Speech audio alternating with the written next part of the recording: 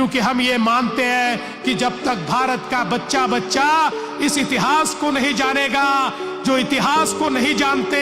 उनको वर्तमान तो होता है लेकिन उनको भविष्य नहीं होता। अगर भविष्य होना है तो इतिहास भी मालूम चाहिए, और ये जो इतिहास है ये हर घर तक पहुंचाने का प्रयास इस शहीदी समागम के माध्यम से, इस शहीदी संगत के माध्यम से हम लोग कर रहे हैं। और इसीलिए महाराष्ट्र की सरकार ने यह भी निर्णय किया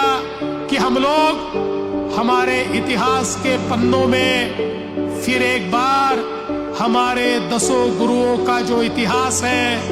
उनकी शहादत का जो इतिहास है, उनके विचारों की जो विरासत है, उनकी वीरता का जो ये आलेख है, ये जन जन तक और बच्चों बच्चों तक पहुंचाएंगे।